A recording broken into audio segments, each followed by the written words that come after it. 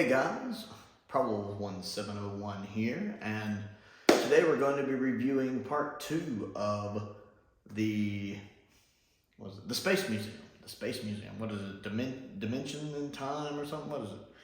Dimensions of Time? I forget what it's called.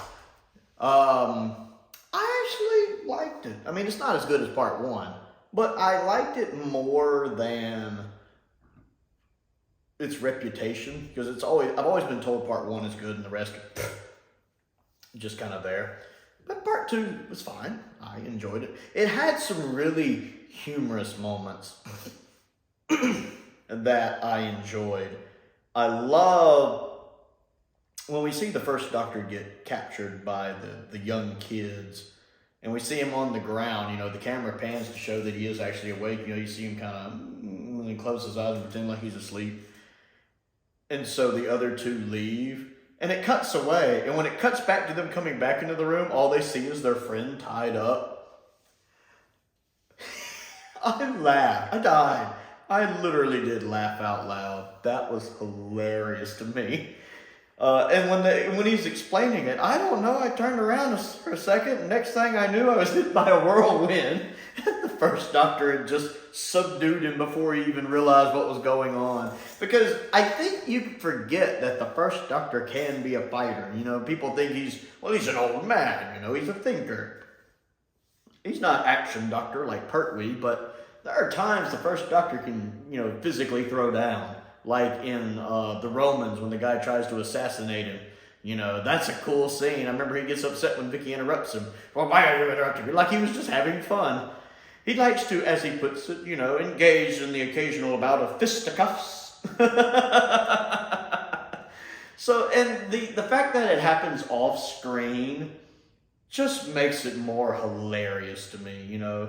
He's on the ground, they leave, when they come back, their friend's tied up. I don't know, that's just hilarious. The episode is worth it for that alone. But there's another part that I enjoy. It's edited a little sloppily, but I love it. There's a YouTube edit of it, it's much better. When the Doctor's in the chair, and you know, he uses the Doctor's mind pattern to see where the Doctor's friends are.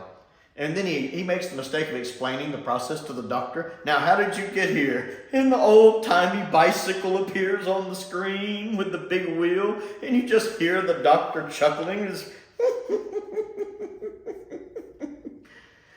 No more questions? And they should have had that edited together. Like, I've seen a YouTube video where those two scenes are edited together. Because it shows the wheel, and then you just see the Doctor kind of... And it cuts away to Ian and Barbara. And then it cuts back to the Doctor after a couple minutes, and he goes, "Oh, no more questions?" They should have just edited that together and then jumped away to Ian and Barbara after he said the "no more questions." That would have been a way better edit. It was a terrible edit they did. Because that's hilarious. I love the first Doctor always knows he's the smartest one in a room. The audience knows it, and he definitely knows it. And he always just assumes it, too. So I love the fact that he never feels out of control of the interrogation, except maybe at the end when they're getting ready to lead him away. He looks a little worried. But I always love when the Doctor's being interrogated and he kind of takes charge of the situation. He feels like he's the one in control. You know, the 4th Doctor does this several times. The 10th Doctor does that really well in The Idiot's Lantern. One of the few really good scenes in that episode. And by the end of that interview, the 10th Doctor's basically interviewing the cop. And even the 13th Doctor, when she's being interrogated by the Grand Serpent, I like how she controls that whole scene. That's actually one of the really good standout scenes with Whittaker as the Doctor. So I enjoy that here, that the Doctor still feels like the one in control of the scene. I like when he's making like the walrus disappear. There are some humorous bits in this episode I enjoy. And I like the scene, excuse me, when they notice the Doctor's missing and they're kind of squabbling about it. You can tell they're irritable with each other because it makes sense. They've seen their possible future and they don't know if, well, what if the decisions we make now are what lead to that future, or are we making decisions to alter that future? Because there's always that, you know, is the future predetermined? Can we change it? So, especially this early in the show when the Doctor's always talking about we can't change history. So there's always that, you know, if you knew you were going to, you know, something bad was going to happen to you tomorrow and you knew what it was, you have to sit there and think, okay, now that I know that, can I avoid it? Or does me knowing that, you know, is that what causes it to happen? So they're frazzled. It makes sense that all three of the companions would be on edge. So it explains why they're infighting more than usual, especially Ian and Barbara, because they don't squabble a lot. So it makes sense in the context of the story why they're bickering, and I like that. I like that because that's weighing on your mind. You know, your imminent doom being a display piece would weigh heavy on your mind. So I enjoy that scene because of that, although Maureen O'Brien looks really bored in that scene. Not Vicky looks bored. Maureen O'Brien just looks bored. While that scene's going on, she just kind of... she just looks bored. I did take note of that. And I love that the aliens, not the young boys, but the guys in the white suits, their hairstyle. They have like, it looks like a widow's peak that has gone Super Saiyan. It is a Super Saiyan widow's peak. And I love it. I absolutely love that design choice. I like when even human aliens still have something about them that let you know they're alien. And that hairstyle definitely does it. I like that.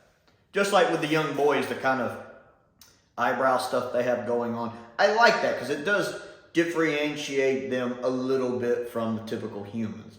And I like that little touch. I like that. The story itself was fine.